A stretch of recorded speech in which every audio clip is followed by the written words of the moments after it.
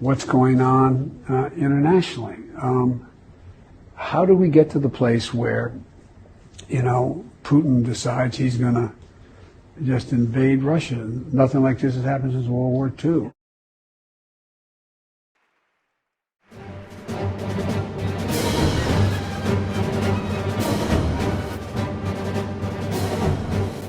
On the night of September 26th, significant gas leaks took place in the Nord Stream 2 gas pipeline and on both lines of the Nord Stream 1 pipeline. Damage to 3 pipelines at the same time is supposed to be the result of a sabotage attack. On September 28th, the Swedish Foreign Ministry confirmed that the damage was caused by explosions. It is reasonably suspected that the pipeline was blown up by the special services of the United States in order to finally stop the gas supplies to Germany from Russia. On September 27th, a detachment of warships led by the US amphibious assault ship USS Kearsarge reported on the completion of their tasks near the area of the alleged sabotage in the Baltic Sea and headed for the North Sea. Since the beginning of September, suspicious activity by anti-submarine helicopters of the US Navy has been observed in the area. In the last few days, reconnaissance activities of NATO aircraft have significantly intensified in the Baltic Sea area. In particular, a US Boeing E-3 Sentry reconnaissance aircraft was on constant patrol over the Baltic states, and a US Joint STARS was spotted over Germany and Poland.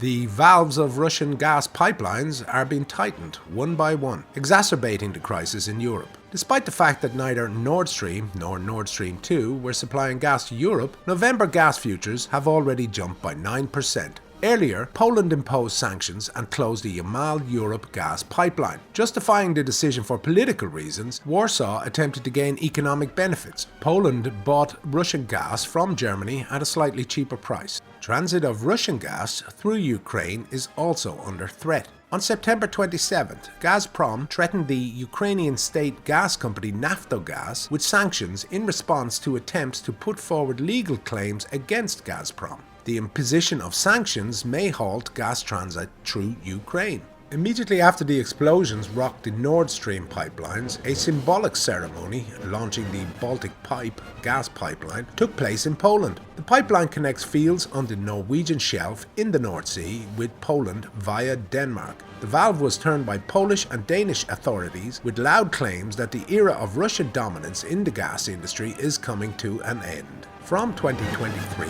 the throughput capacity of the Baltic Pipe should be 10 billion cubic meters of gas per year. For comparison, the actual capacity of Nord Stream 1 alone was more than 58 billion cubic meters per year. The terrorist attack on the Nord Stream pipelines may be the first direct use of US and British armed forces against Russian infrastructure. Obvious purpose of the sabotage is the internationalization of the military conflict. The main beneficiary is the United States. The attack on Russian gas pipelines binds the EU to American LNG supplies. Europe remains the main victim. Bonsoir à tous, nous sommes réunis ce soir 30 septembre, je dis ça pour ceux qui regarderont la vidéo, dans le cadre du nouvel épisode de la stratégie du chaos avec Bruno et Célestin. Donc stratégie du chaos, épisode organisé sous l'égide de Propagande. Et alors l'actualité est débordante, notamment les référendums qui ont été organisés la semaine dernière, qui ont donné lieu à une victoire écrasante du oui pour les 4 régions de Kherson, Zaporogie, Donetsk et Lugansk. Il se trouve que, Bruno, tu as écrit un article dans le numéro 3 de Propagande d'août 2022 qui s'intitule « Superposition de conflits, la vision ethnique impossible », qui oppose une vision nationale ethnique et une vision plutôt étatique de tradition soviétique. Est-ce que tu peux nous expliquer est-il besoin pour les Russes de truquer les résultats des référendums pour cette victoire du oui? Alors, bon, il faut peut-être commencer par rappeler tout simplement que l'Ukraine aurait pu être un État viable en 91 si, grosso modo, je résume, elle avait fait ce qu'a fait la Biélorussie, c'est-à-dire continuer sur une logique territoriale citoyenne qui finalement a marché en Biélorussie.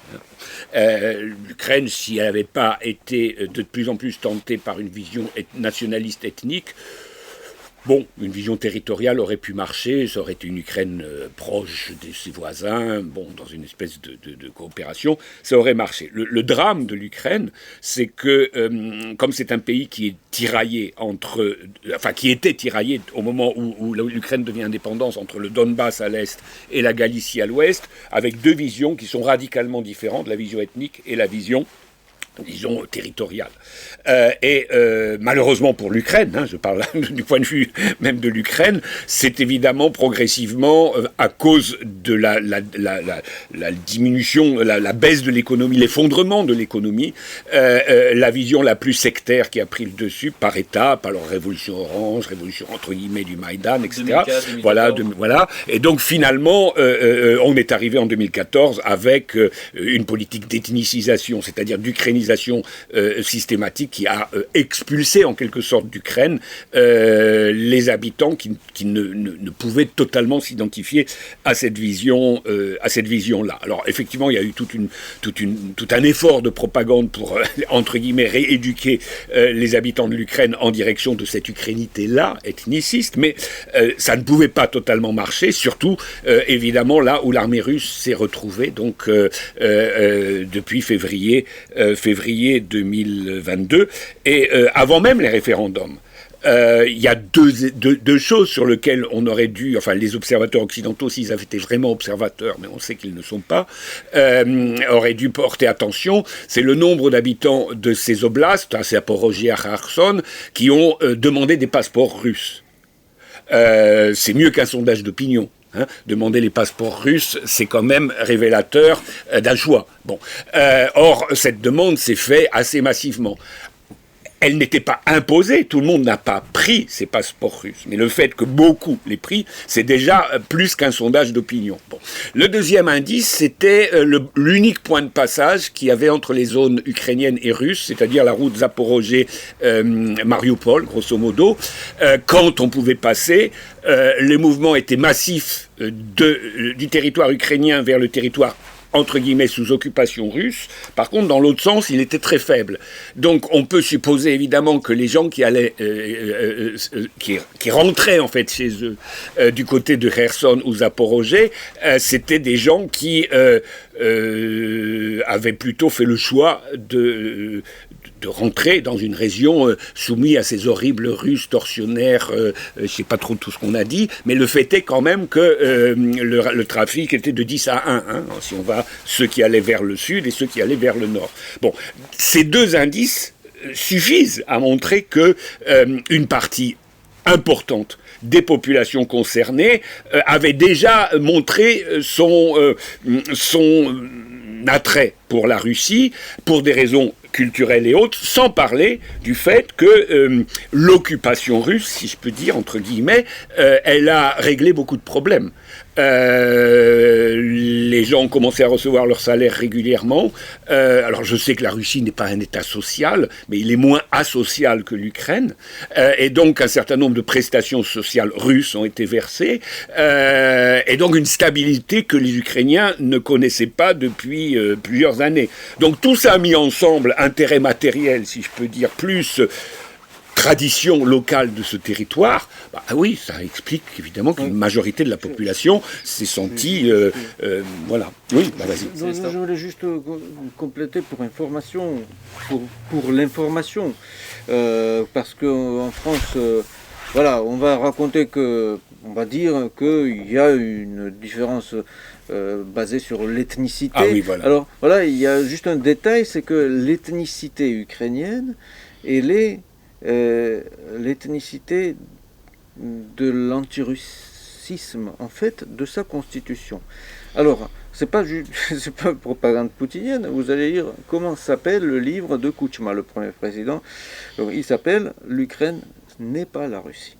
C'est dans les années, enfin, ça fait 20 ans, enfin, ça fait plus de 20 ans. C'est un des livres qui fondait l'Ukraine moderne.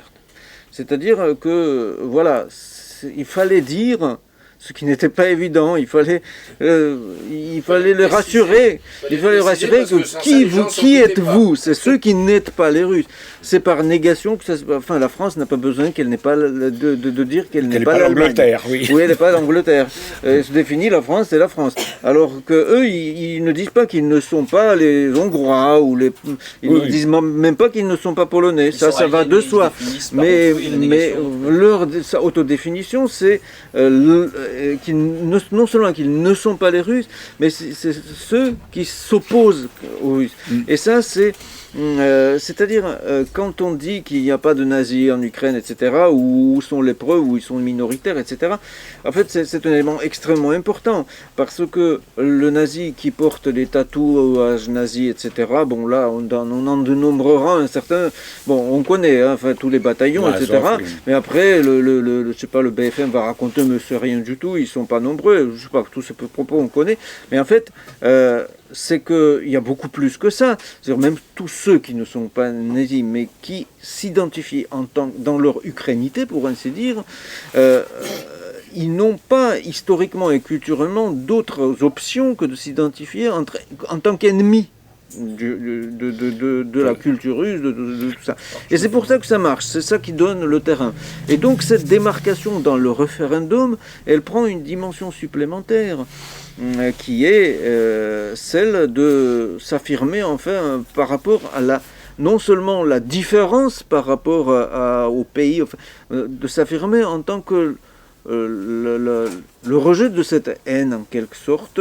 Donc il y a un côté émotionnel un petit grain supplémentaire, qui est bien sûr étatique. Voilà la Grande Russie, on va rejoindre un pays puissant, j'en sais rien, on va être protégé, on va se faire payer des retraites ou je sais pas quoi, meilleur. Mais en fait, il y a ça aussi, parce que c'est en quelque sorte vécu comme une délivrance par ceux, au moins, qui sont restés sur ce territoire.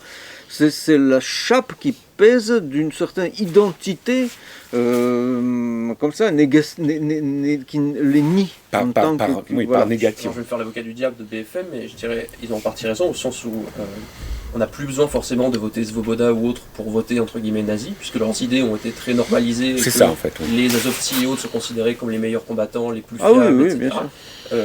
D'une part, et d'autre part que ce nazisme est un peu second, au sens où l'impérialisme américain utilise ce qu'il y a. S'il y a des djihadistes, bien sûr, évident. Et comme il y avait un terreau très fertile en Ukraine, avec l'héritage de l'OUN, enfin, les Américains ont utilisé le nazisme ukrainien depuis 1945. Je veux dire, exactement. Bandera, c'est pas par hasard qu'il est mort à Munich. Tout a été recyclé, donc tout à fait rodé, donc c'est un procédé qui est...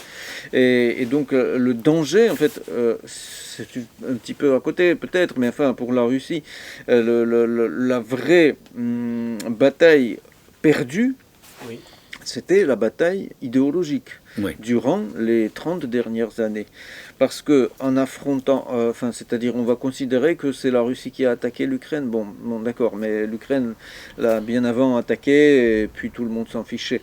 Donc je dirais les régions de l'Est. C'était quoi le truc? C'est que eux, ils avaient bien une idéologie extrêmement forte. C'était l'idéologie de la haine, bien sûr, parce que c'était l'autodéfinition en tant qu'ennemi du... Enfin, voilà. Ils se sont inventés un grand ours, je sais pas quoi, qui leur veut du mal, mais enfin, c'était pas le cas, mais enfin, bon, c'est un autre propos. Et ça gangrénait jusqu'à la maternelle, tous les niveaux de la société, où vous avez des images à colorier avec des Russes en forme d'orque, en forme de monstre, etc. Mais réellement, vous avez ça. Après, vous allez chercher les petits enfants avec des tatouages, mais c'est pas la peine. C'est déjà, c'est totalement. Puisque tu parles d'idéologie et de la défaite idéologique, alors, compris. Pendant que dans Russie, il n'y a rien, je veux dire, sur ce plan. Qu'est-ce qui se passe aujourd'hui sur le front intérieur avec une nouvelle escalade, comme on dit ici, la mobilisation? Justement, c'est que la Russie, qui jusqu'à présent était perdante idéologiquement, parce qu'elle n'en avait pas une. parce que l'idéologie de la Russie, ma foi, c'était le néolibéralisme tout court dans la population.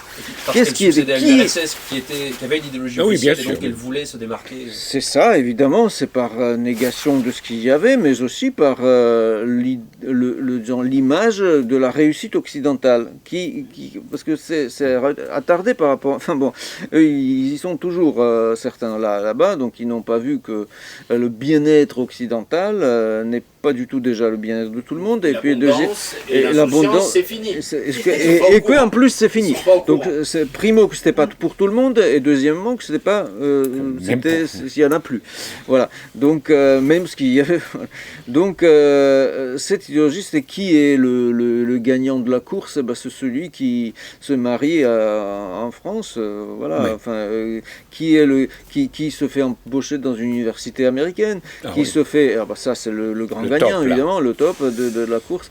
Donc etc. Donc tous ceux qui bossent dans les ONG, qui est pour la paix, qui est pour la, je sais pas, la tolérance, la diversité, la L'inclusion. multiculturalisme, tous La les, bienveillance. tous les clichés, là, enfin, voilà, tous ceux pourquoi nous invite Monsieur Soros avec ses instituts. Donc tout cela, c'est le bien. Et ça, maintenant, Poutine a dit ceci. Ou cela, c'est une chose, mais la société, comment elle vit dans ce paradigme. Écoutez, il y a d'ici encore 4-5 ans, où il n'y avait encore rien, m'appelait une parente lointaine de province paumée en Russie, qui me demandait, est-ce qu'on peut faire une formation payante courte en France? Bidon, totalement. Hein. Donc, je sais la valeur de ces trucs, juste pour avoir un papier occidental, parce que comme ça, et se fait le chemin mieux dans son coin. Donc je lui cherchais l'équivalent, parce que un petit peu d'argent moyennant, voilà, après on pouvait voilà, à ce détail près, enfin, ça ne veut rien dire, mais en fait ça veut dire Si, beaucoup ça de veut choses. dire beaucoup. Et deuxièmement, dans le pouvoir, il donne la même chose, donc les 80% très certainement de l'administration russe, 80 sujets de la fédération, d'accord, avec leur ministre dans chacun. Enfin, c'est des milliers, des dizaines de milliers de personnes. Ils ont tous les comptes en Occident, etc. Donc les sanctions contre la Russie, c'est contre eux, en fait. Et les milliardaires, bien sûr, qui sont les grands perdants, enfin les oligarques, mais ceux qui en ont bavé le plus, enfin les oligarques, je sais pas, je n'ai aucune... vraiment, ils n'ont pas d'influence. Et ceux-là, ils ont de l'influence. Et c'était ça sur quoi tabler les sanctions, parce que le gouverneur machin n'allait pas être content que sa bonne femme, sa première amante, et sa première bonne femme et ses enfants qui sont, je sais pas, au Danemark ou je ne sais où encore, et ben eux, ils vont être mal barrés. Je nous parle des contradictions au sein de la société russe. Interne. Et, la façon dont les élites Et maintenant, Et voilà. comment vivent plutôt les classes populaires russes cette mobilisation et cette... dans la cette nouvelle étape de majorité, vu l'état, enfin, on ne va pas nier maintenant qu'il y ait des réfractaires, des amateurs du pacifisme de toutes les couleurs. Il y en Surtout a. des mecs qui ont la pétoche, hein, c'est ça qu'on a vu. Évidemment, ce sont les travailleurs neuneux des bureaux des capitales, des membres des ONG diverses, en tout, à tout casser, peut-être là, allez, quelques centaines de milliers de personnes pour un pays de 145 millions. Moins d'1% de la population. Peut-être 150 avec tous ceux qui sont tarés. Oui. Donc, moins d'1% en fait. Et ceux-là, ils ont fait un peu chier, voilà, c'est pas grave. Je veux dire, au regard du reste de la population, en plus, ils ont dégagé, mais c'est l'aubaine. Je veux dire, ils sont partis ailleurs, quelquefois en Finlande, je sais pas, finalement, plutôt vers le sud, en Géorgie, Arménie, s'il y a un beaucoup qui reste. Enfin, Voilà. Ils sont partis, ils sont pas bien là où ils sont. La population locale n'en est pas extrêmement contente, bien qu'ils apportent de l'argent, etc. Mais enfin bon, mais c'est pas l'échantillon normal de la population russe non plus. Donc il y a des tensions, ils sont occupés, vas-y. Donc le pays s'est délesté de la partie non combative, je veux dire, au temps de la guerre. Qu'est-ce que tu veux que la population... Parasitaire Et parasitaire totalement. Essentiel, qui représente, cela dit, en France, quand même un pourcentage beaucoup plus important. Ah bah oui, bien Ah oui. sûr, Si, bien si sûr. l'équivalent se produisait en France, on aurait beaucoup plus d'1% de la population. Ah oui, qui, pour on les mêmes aurait raisons, au moins se 10% barrait de la vite fait. population, voilà. Si Si c'est on pas leur plus. demandait de défendre la patrie. Ah bah là, 90% Même dégage. 90% dégage. Il y en aurait beaucoup plus. Voilà. Et donc, la société dans sa masse vit ça très bien, ma foi. Je veux dire, ils vivent ça en tant qu'un cadeau du ciel. Si l'on veut, tout compte fait. Mais parce que tous ceux dont on ne pouvait pas se débarrasser autrement et qui pesaient extrêmement lourd, même si leur nombre n'était pas grand, c'est eux dans les ONG, c'est eux dans les écoles, c'est eux dans Les oligarques. ils étaient extrêmement présents quand même dans les médias payés par les occidentaux. Enfin, et ça, c'était leur présence. Leur présence était peut-être 100 fois plus importante que leur nombre. Enfin, si Oui, on alors. fait Leur présence voilà. sur le plan de Visuel. Idéologique, de bien sûr, l'influence, leur propagande influence, leur présence virtuelle, leur influence était. médiatique. Et puis tous les artistes qui sont, enfin tous, dans les artistes, la proportion, enfin c'est-à-dire ceux qui sont les personnalités publiques Ah bah, c'est- non politiques. je C'est veux comme dire. chez nous, comme C'est lors ça. de nos premières rencontres, tu m'avais demandé est-ce C'est qu'on ça. pouvait mobiliser dans les milieux artistiques en France. J'ai dit c'est devenu le milieu le plus réactionnaire, les Évidemment. intellectuels et Donc, les artistes. ce sont que tu des puisses espèces imaginer, c'est celui-là aujourd'hui. Oui, oui, oui. Donc en C'est Russie, des- vous avez les mêmes choses. C'est des espèces d'Alain Delon qui vont après Oui. interviewer Zelensky et qui vont être tous les deux ravis, se faire des bisous. Voilà. Donc, Il y a ce Steven genre. Seagal quand même de l'autre côté. Comment Il y a Steven Seagal de l'autre côté. Steven Seagal. Mais curieusement, les Russes, et puis il y a l'autre, là, le Pink Floyd, enfin, je sais plus. Oui, Roger Walt, Waters. voilà. Le vote, voilà. Et les gars comme ça. Enfin, les Russes sont contents quand il y en a un comme ça, mais franchement, ils auraient pu vivre très bien sans aussi. Je veux dire, ça n'a rien de déterminant. Alors que de l'autre côté, c'est assez déterminant quand même, parce que ce sont des influenceurs. Oui, pas de Voilà. idéologie. Donc, enfin, je ne sais pas si j'ai tout dit à ce sujet. Donc, on ne va pas nier, évidemment, les quelques protestations qui ont eu lieu. C'est fini les protestations, je veux dire.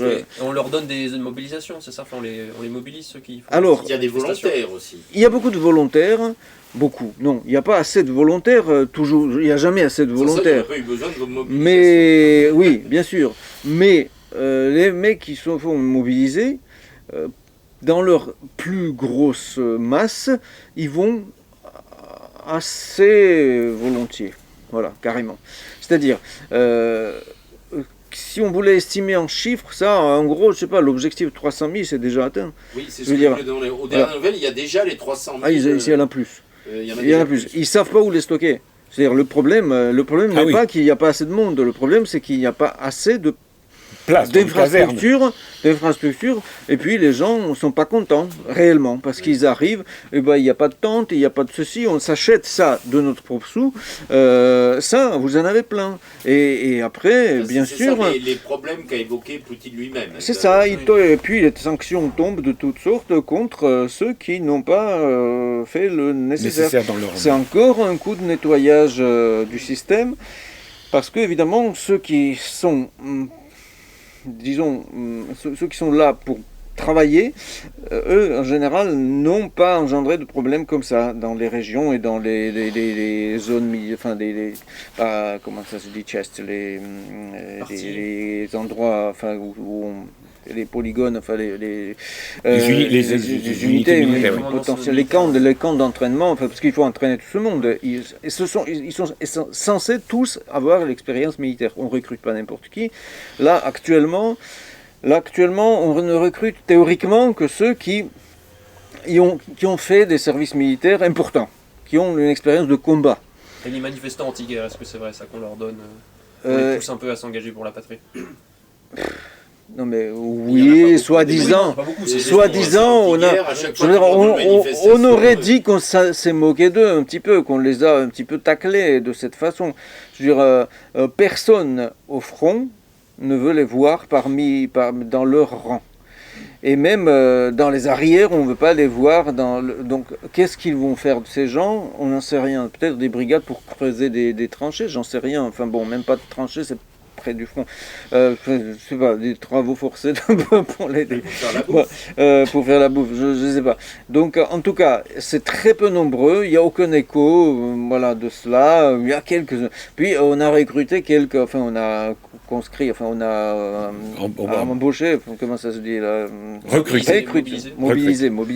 On a mobilisé quelques personnes qui ont des handicaps majeurs dus d'ailleurs à leur service militaire, un mec qui n'a plus son œil, un mec qui n'a plus son pied, etc.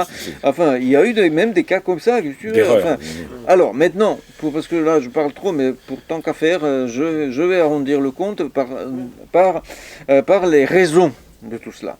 Maintenant, si vous regardez sur des réseaux sociaux, par exemple, adverses à la Russie, vous n'allez voir que ça.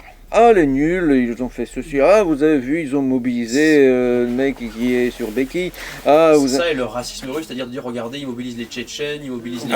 Voilà, mais les Tchétchènes, ils y vont, on ne peut plus les arrêter. Enfin, oui, ils ont rempli à 250% le recrutement. Voilà, oui, il y en a trop. Il y en a trop, exactement. Donc, qu'est-ce qu'il en est en réalité ?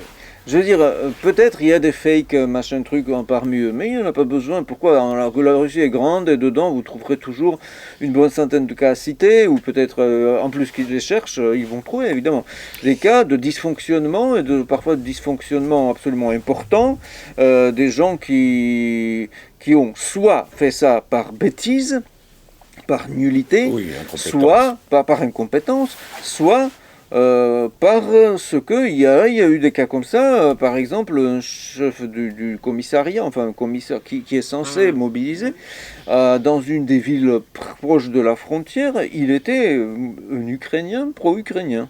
Ah oui, évidemment. Et bien sûr, pourquoi c'est exclu? Je veux dire, c'est possible. Le gars, il était depuis longtemps là, et puis c'était un agent potentiellement. Là, ils étaient au commissariat, ils faisaient pas de combat. Il vivait là. Enfin, je veux dire, il n'avait pas été parachuté pour ça. Enfin, parce que comme on sait que c'est le même peuple, vous allez pas les différencier. Ils n'ont ni couleur différente. Eh bien, la ville, enfin, il y a eu plusieurs personnes dans la ville qui se sont rendues compte qu'on mobilise les borgnes ou je sais pas quoi, enfin voilà, et donc qui ont tout de suite, Dieu merci, enfin je sais pas, merci, Bill Gates merci, enfin peu importe, il y a des réseaux, toutes sortes de Facebook, machin truc, mais c'est interdit en Russie d'ailleurs, c'est le Telegram, là, l'autre, comment il s'appelle, le russe qui l'a, Durov, voilà, Durov, merci, donc ça se retrouve sur le réseau, mais à la vitesse d'une étincelle. Et donc, comme les Russes sont extrêmement présents sur ces réseaux, donc 10 minutes plus tard, c'est sur des chaînes Telegram des propagandistes majeurs de la cause patriotique russe. Donc, il y a un cas qui tombe, deux cas qui tombent, puis le gars, il est convoqué chez le... voilà, qu'il faut, là, déjà. Bon, les dysfonctionnements comme ça existent et ils font pas des ravages mais des dégâts locaux, et puis ça sert aussi à éliminer les traîtres, je veux dire, ou les nuls.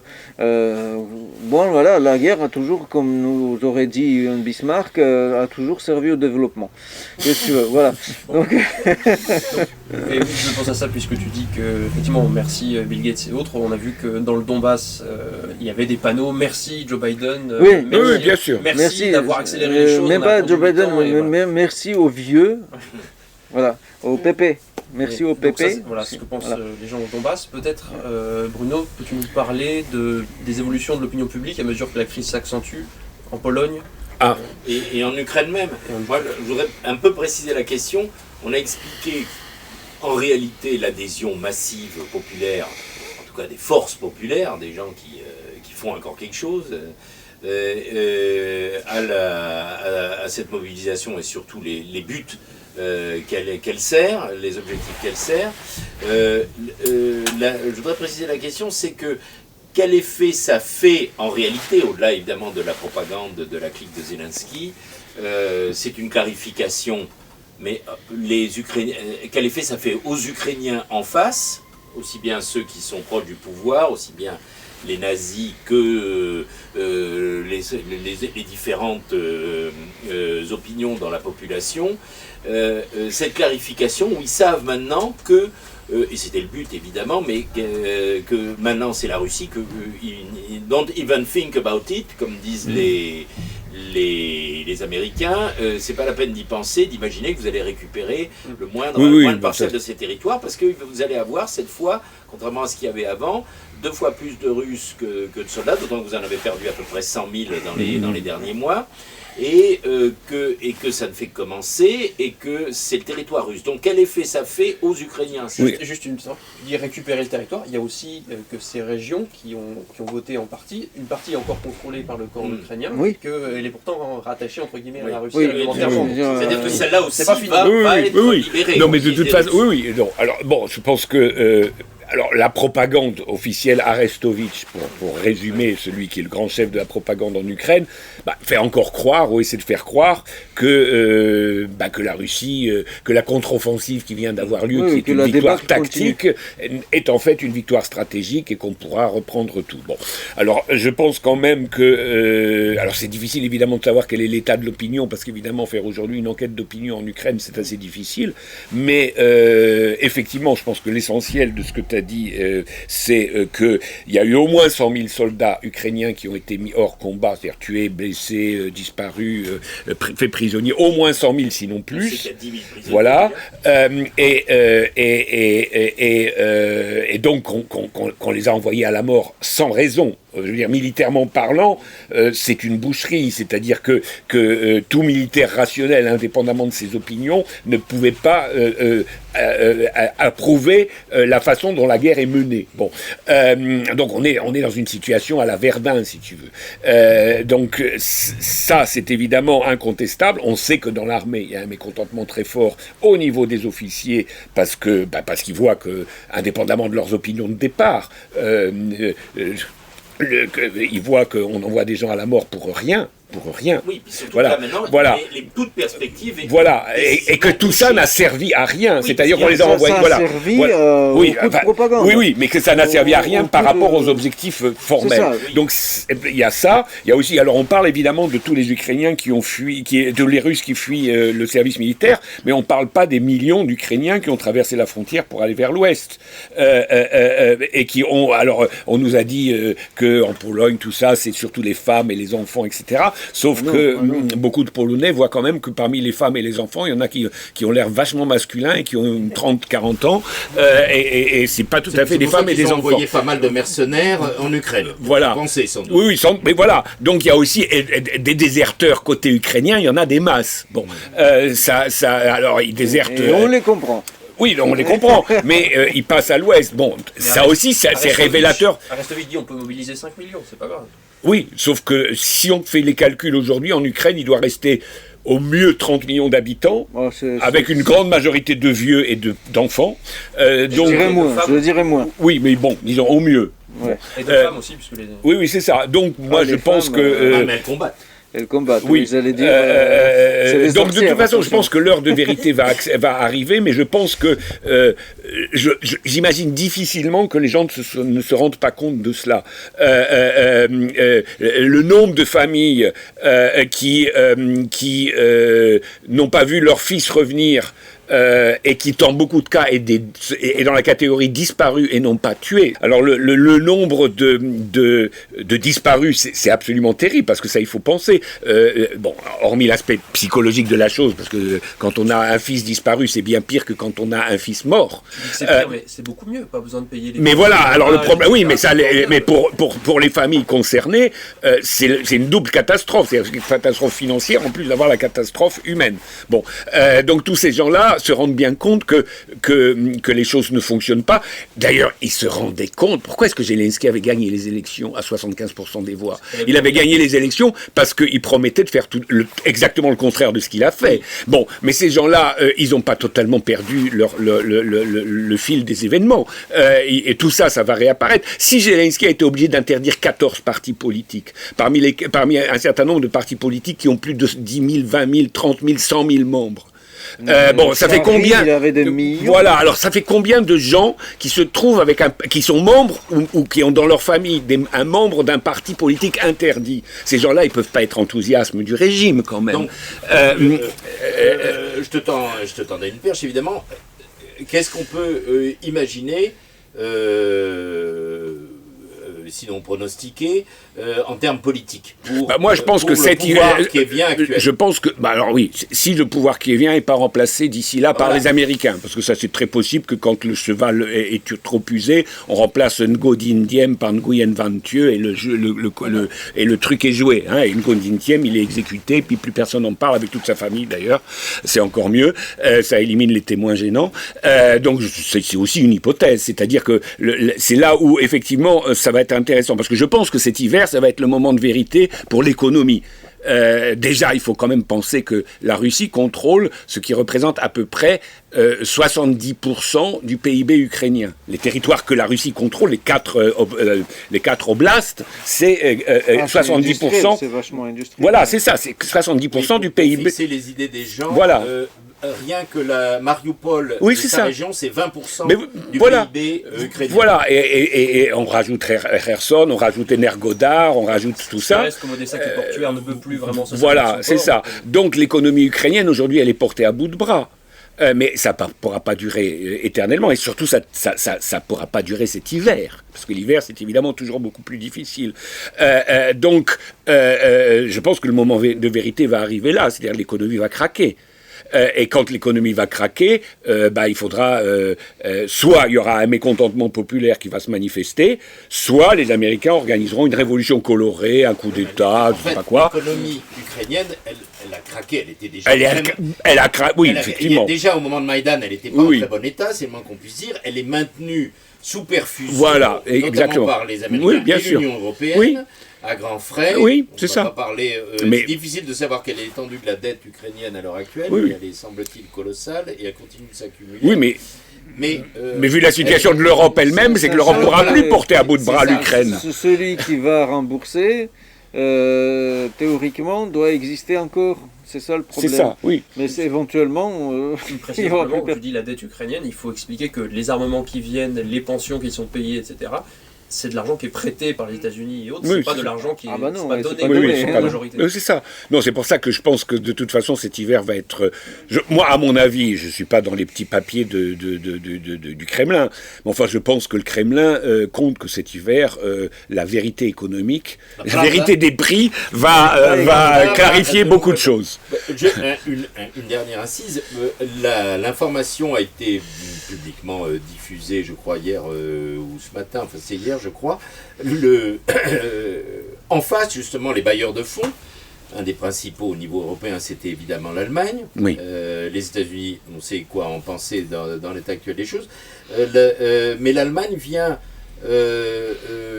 du fait des effets collatéraux que nous connaissons bien, vient de budgéter 200 milliards d'euros rien que pour faire face à l'augmentation des prix du gaz, Oui, bien de sûr. l'énergie en Allemagne. Bien sûr. Avant de parler d'Allemagne, 200 on peut milliards. parler Non, de non, mais Pologne, ouais. c'est les gens qui Oui, non, oui. mais on parle des gens qui vont financer. Oui, qui sont censés financer Jusqu'ici, l'Ukraine à bout de bras. Oui, c'est ça. Non, c'est pour ça que de toute façon, dans les mois qui viennent, la situation va se clarifier d'une façon ou d'une autre. Hein.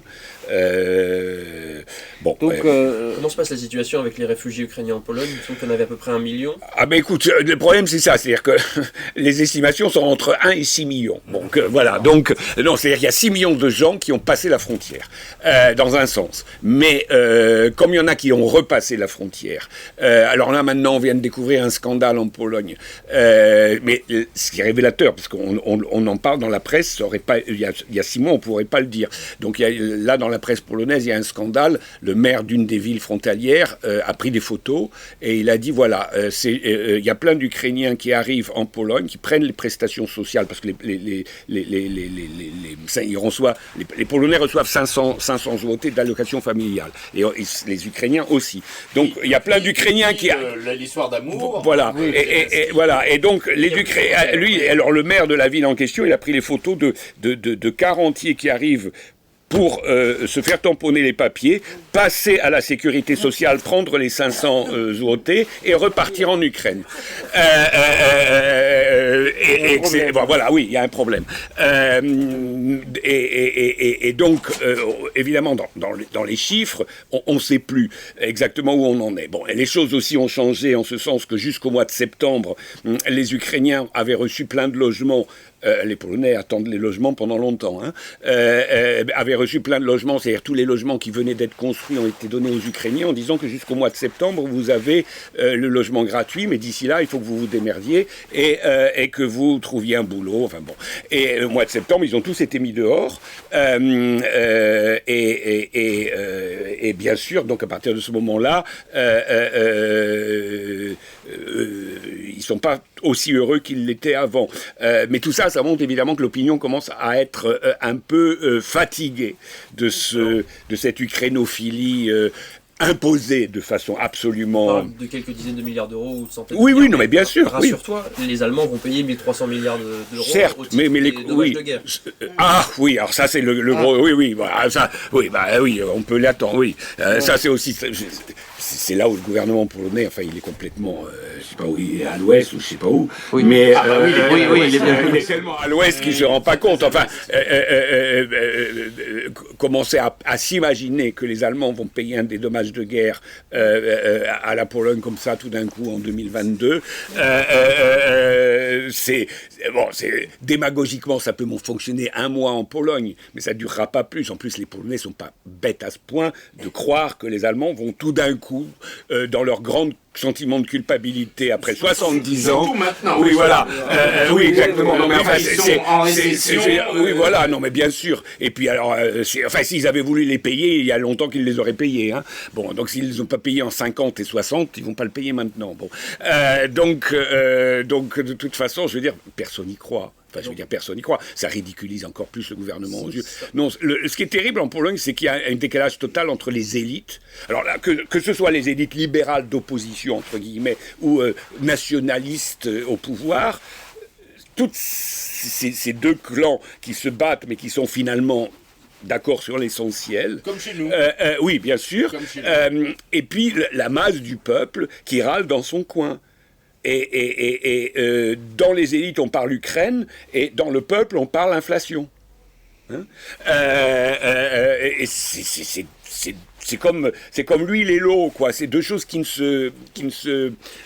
Alors évidemment, on dit mais c'est un pays démocratique. Oui, c'est un pays démocratique où la moitié de la population vote pas. Bon, s'ils votent pas, ça veut dire qu'aucun des partis ne leur plaît. Et puis ceux qui votent, c'est comme chez nous, ils votent contre l'actuel gouvernement. Voilà, bon. Voilà, donc en fait, il n'y a pas de... La société polonaise ne suit pas. Oui, ce thème des contradictions au sein de la société polonaise, tu l'avais abordé lors de la dernière stratégie du chaos, donc je réfère les auditeurs à ça. Les relations polono-allemandes me donnent l'occasion de parler de l'ouverture très récente de Baltic Stream, qui est tombée au moment d'une nouvelle... Enfin donc Baltic Stream, le gazoduc entre la Norvège et la Pologne, entre autres.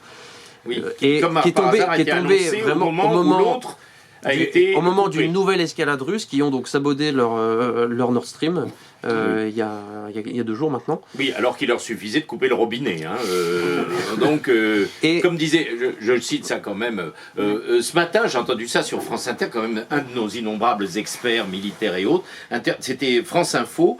Le journaliste, sans même avoir évoqué ce que je viens de dire, dit bon ben voilà, apparemment il y a eu un attentat, en gros qui a fait le coup, et le mec lui répond évidemment c'est les Russes, et sans même que le journaliste ait besoin de lui dire, ça paraissait un petit peu bizarre puisqu'il leur suffisait entre autres par exemple de couper ce qu'ils ont fait d'ailleurs précédemment pour diverses raisons.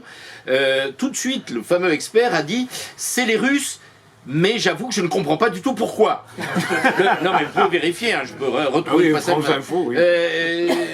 Voilà, on en est là quand même. Et donc, on ne sait pas qui c'est, mais l'ancien ministre des Affaires étrangères polonais, Radek Oui, alors là, dit merci aux États-Unis. Oui, alors ensuite, il a dû retirer son tweet parce qu'il y a eu tout un scandale en Pologne. Enfin, j'ai l'impression que c'est une tempête dans un verre d'eau.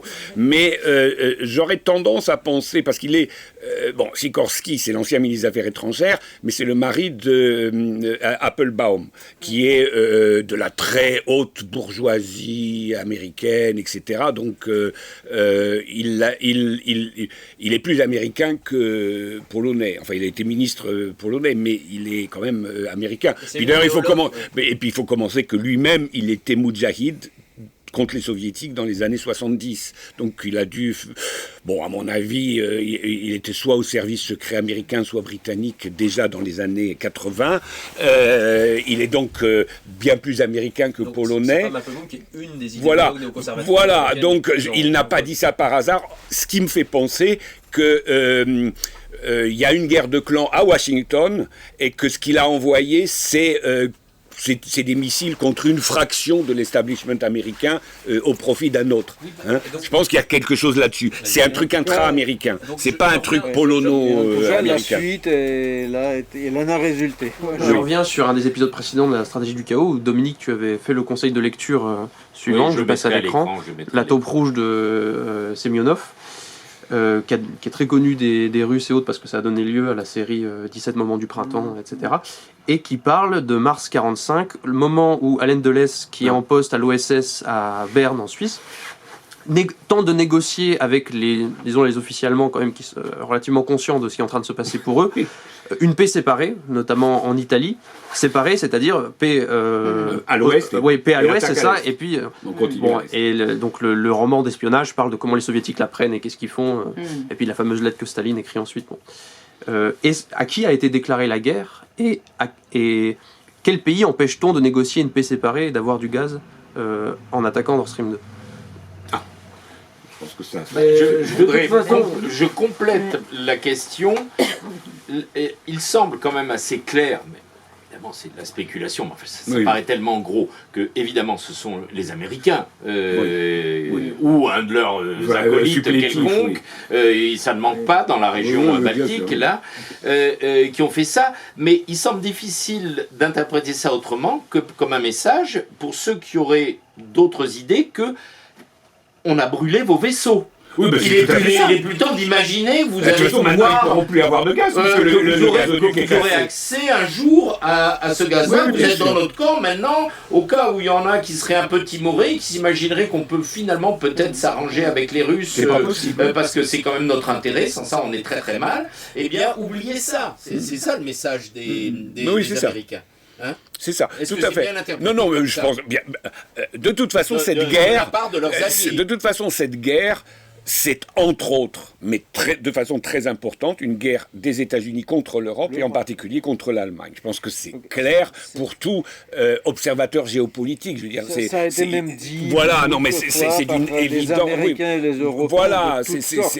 c'est évident. faut Alors il y a dire quand même, qu'on peut pas voir, dans mais- ce gaz, il y a quand même quelque chose qui est très intéressant. Parce que si on regarde les opinions publiques, voire les opinions des États, de ce que j'appelle le Danube, c'est-à-dire Autriche, Tchéquie, Slovaquie, Hongrie, Serbie, Bulgarie, là on se rend compte que l'opinion est remontée à bloc contre l'OTAN, contre la guerre de l'OTAN, etc. Contre nous, Et les atlantistes. c'est les seules régions où il y a toujours un gazoduc russe qui fonctionne, le South Stream, le Turk Stream, qui remonte jusque-là. Donc eux, ils reçoivent encore le gaz. Alors je ne sais pas si on va leur saboter, mais je ne pense pas, parce qu'Erdogan, je ne pense pas qu'il sera d'accord. Et là, non. Et c'est pas du tout son intérêt. Voilà, évidemment. donc là, on ne peut pas jouer comme on jouait dans la mer Baltique. Donc cette région de l'Europe, mais c'est important parce que si on regarde la carte, finalement, il n'y a que la Pologne qui touche l'Ukraine et qui est liée à l'Ouest. Mais tout le reste, c'est-à-dire Tchéquie, Slovaquie, Hongrie, c'est quand même la Roumanie, elle est entourée par Bulgarie, Hongrie, Slovaquie. Donc de toute façon, quel que soit son choix, ça compte peu. Elle est isolée, si je peux dire, par rapport à cette ligne danubienne, hein, grosso modo. Et ça, je pense que c'est intéressant parce que je ne sais pas comment les Américains Américains vont réussir à maîtriser ces pays. Et je ne sais pas s'ils y arriveront. La Roumanie, ça compte pour le second front. Oui, c'est ça. En cas, oui, mais comme elle est elle-même entourée par Bulgarie, Serbie, Hongrie, et puis même on entend en Roumanie en ce moment, ça m'a beaucoup étonné parce que la Roumanie, elle est encore plus anti-russe que la Pologne. Mais récemment, j'ai entendu plusieurs ex-militaires roumains, enfin des gens qui ne sont pas totalement isolés de l'élite, dire des choses sur la guerre en Ukraine qui ne sont pas du tout dans la doxa dominante. À quoi penses-tu J'ai oublié le nom, mais il y avait un général de l'armée roumaine à la retraite, mais enfin les généraux à la retraite, c'est jamais totalement à la retraite, qui disait que c'est une guerre d'agression contre la Russie. Bon, un Roumain qui dit que la guerre actuelle en Ukraine est une guerre d'agression contre la Russie. Bon, moi, ça me rappelle autre chose. Ça me rappelle la Roumanie en 1944. Parce qu'il y a quelque chose qui caractérise quand même très bien la Roumanie, c'est que les élites roumaines sont parfaites elles se retournent comme une crêpe de façon absolument parfaite, en Comme général. les Polonais, ce que t'expliquais la dernière fois. Oui, voilà. Mais alors, les Roumains sont encore mieux parce qu'ils ont ce côté byzantin, balkanique qui fait que c'est fait avec un brio. Voilà, c'est artistique.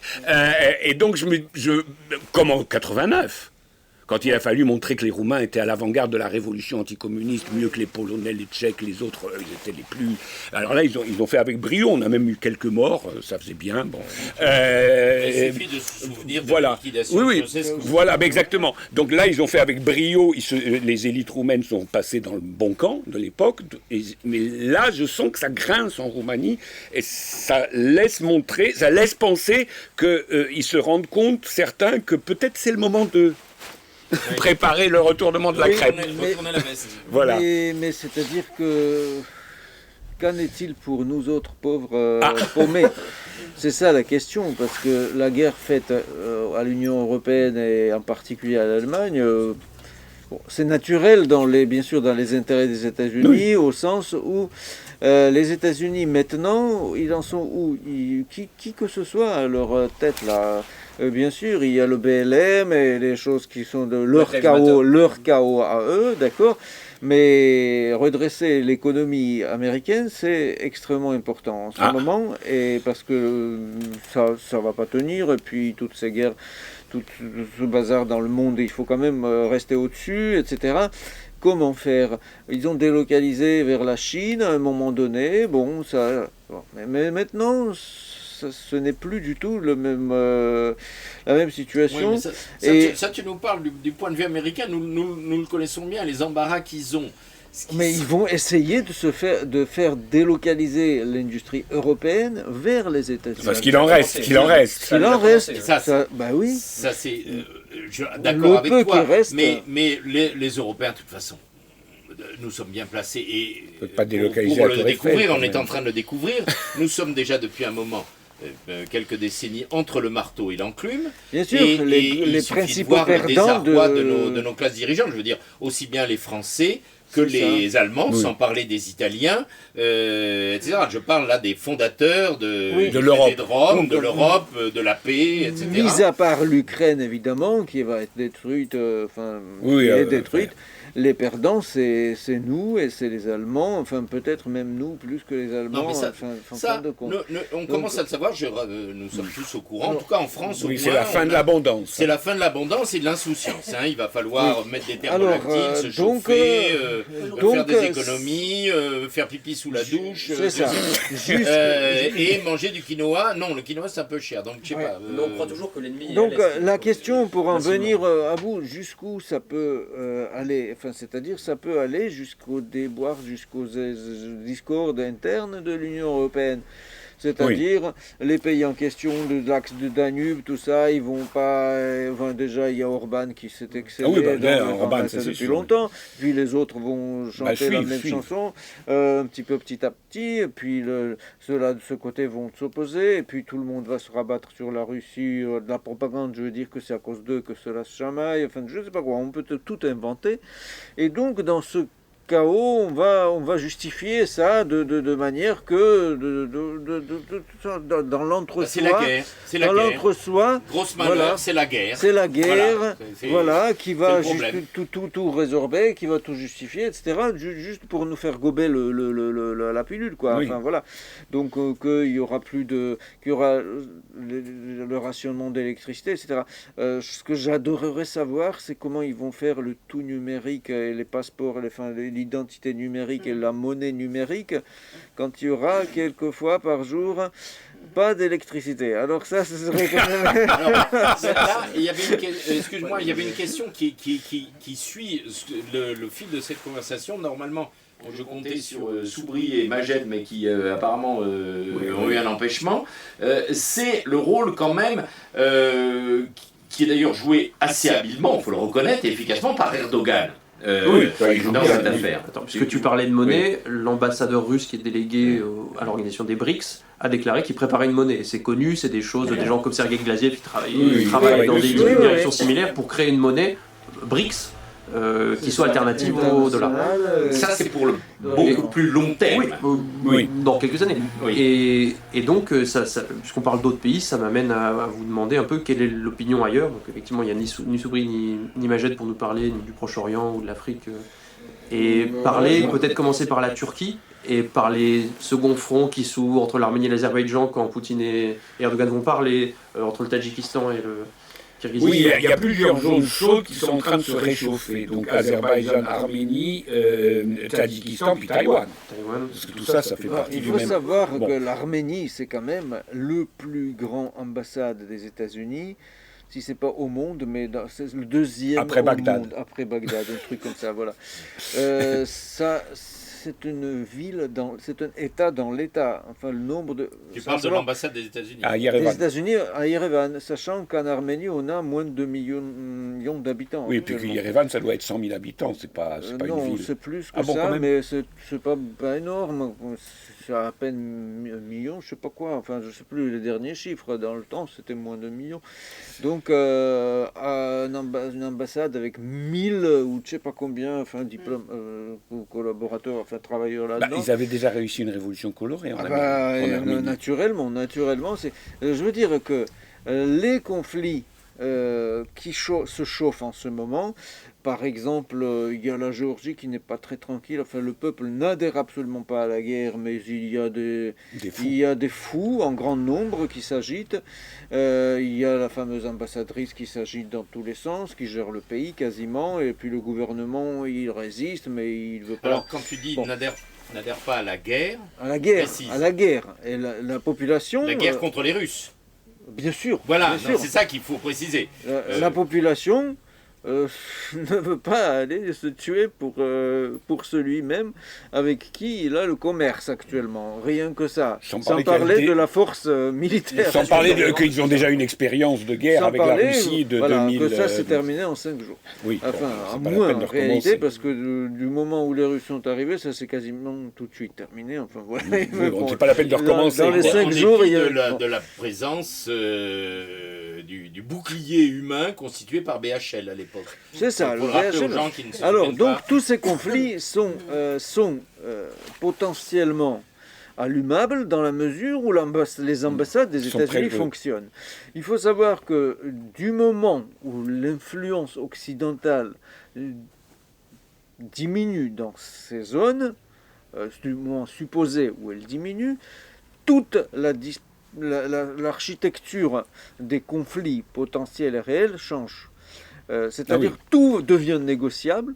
Et c'est bien sûr pas les mêmes personnes qui vont négocier, c'est-à-dire les gouvernements, enfin les autorités ou les ONG locales, dès que ça dégage, il y a d'autres forces en place et sur place qui sont, pour l'instant, qui existent. En Arménie, on est très mal barré, il faut le dire, parce que l'Arménie, enfin vraiment, elle a fait une des...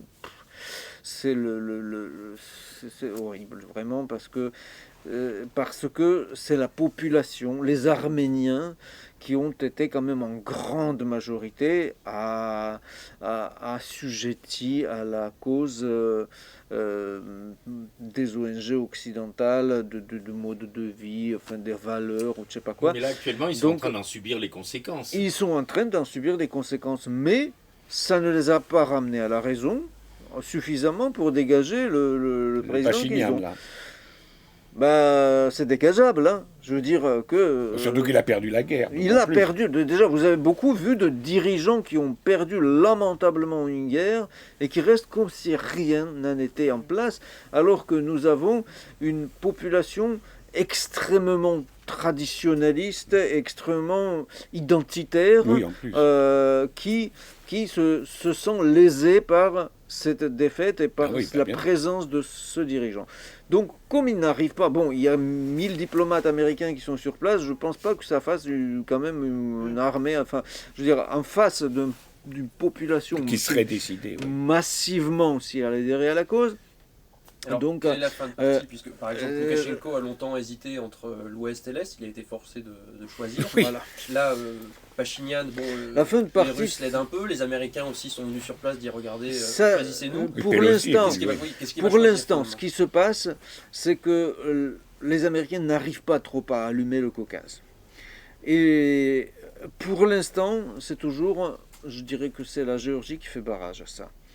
Parce qu'en Géorgie, il y a 2 régions sécessionnistes qui sont considérées par les Géorgiens comme les zones occupées. Loukachenko s'est rendu il y a 1 ou 2 Oui, à jours là Abkhazie. et a fait un scandale pas possible à cause de ça. La Phrasie et puis l'Ossétie. Oui, mais Loukachenko s'est rendu en Abkhazie pour négocier on ne sait pas quoi, mais c'est un signal de je ne sais quoi. Enfin bon, voilà. Oui, les bien autres, sûr. bon. Sachant qu'il devient la persona non grata, du coup, par la loi géorgienne en Géorgie, du même Oui. coup. Parce que Ça prouve que ça toute le gêne pas. toute personne qui a mis son pied dans le territoire occupé sans autorisation du gouvernement est considérée en tant que... enfin, c'est... Traître. Terroriste. Non, c'est carrément Un ennemi. emprisonnable, quoi. Enfin, c'est criminel. c'est criminel, voilà. Oui. C'est le code... c'est le code Oui. criminel, quoi. Qui est devenu Saakashvili, au fait? Oh, il est en prison. Finalement. Il continue à être en prison et il est à peu près oublié. Enfin, je veux dire que son parti, Fort heureusement. a un autre leader en ce moment. C'est curieux que BHL n'ait pas essayé de mobiliser l'opinion Et internationale. Glucksmann, parce que Glucksmann Non, était quand même très... Non, Glucksmann fils, Le Non, mais fils, parce il était que- très lié à Ah oui, Saakashvili. c'est Parce curieux que qu'il n'ait pas fait mobiliser le monde entier pour libérer Saakashvili Parce quand même. qu'il se trouve que ces C'était quand même gens... leur grand copain. Ces libéraux libertaires géorgiens ne sont pas assez nombreux, ne sont pas assez efficaces pour faire leur boulot actuellement. Et c'est pour ça que le gouvernement qui est absolument extrêmement ambigu sur place, qui lèche toutes les bottes qu'il faut à l'Occident, mais qui ne fait pas le deuxième front, merde alors. Donc, alors que c'est ça la question. Donc Oui, oui. voilà, la question c'était, bien sûr, ils vont persuader les Géorgiens qu'il faut Faire la maintenant, non pas faire la guerre, qu'il faut imposer les sanctions les plus strictes à la Russie. Bon, la Russie elle s'en fout, vous Oui, la imaginez Géorgie, combien, c'est- enfin la Géorgie, bien sûr ça va détruire la Géorgie parce que c'est le seul pays où on peut vendre des pauvres pommes et le vin géorgien, enfin le truc, les agrumes géorgiens, enfin... Oui, ça va en Russie. Tout va, bien sûr. Et donc, la population, sans parler aussi des morts qui l'en veulent pas, enfin, les Géorgiens, basiquement, à la base, c'est paisible, c'est pas sanglant comme fois, ça population. leur Ils a n'aiment pas suffi. le sang, quoi, voilà. Une fois ça suffit. Et donc, ces excités-là qui vont faire des performances, enfin, un peu de protestation, etc., ça ne persuade pas suffisamment. Donc, du coup, ils se chamaillent entre eux dans les partis pro-occidentaux.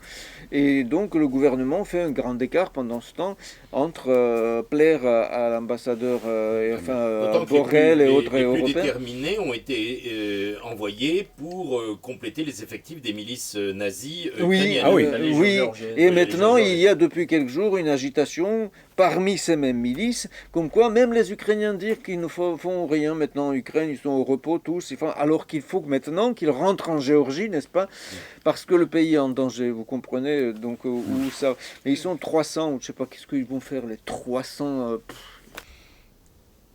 donc le Caucase est trop mouillé pour s'allumer, voilà, il va pas. Oui, puis je pense il fait pas le que... feu. Je ne sais pas si Erdogan a intérêt à ce que la guerre éclate entre l'Arménie et l'Azerbaïdjan, mais je pense pas.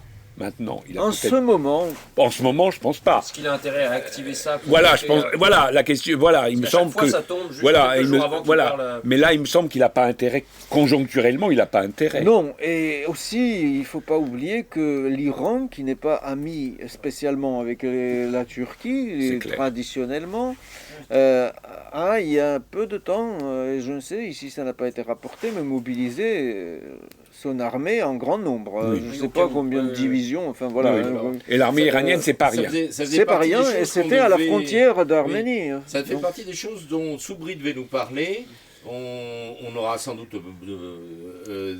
très prochainement une nouvelle rencontre où on abordera Oui. alors là les pays Le Moyen-Orient. du Moyen-Orient, surtout africains. Comme vous savez, il se passe beaucoup de choses en Afrique dont Oui. la presse française ne relate strictement rien. Bah, vaut mieux Mais- pas parce que ça se passe mal pour Mais la... nous parlerons donc sans doute dès la semaine prochaine de la formidable, du formidable bid de la tournée africaine de Macron, l'Africain atlantiste, cet été, dont personne n'a parlé, mais qui a été assez remarquable.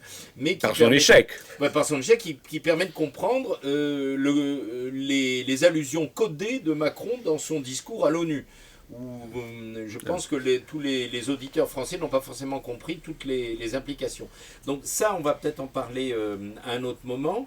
Donc je vais repasser la parole à Pierre. Mais donc, pour conclure, Erdogan, là, il faut qu'il joue sa carte en Syrie, un peu partout.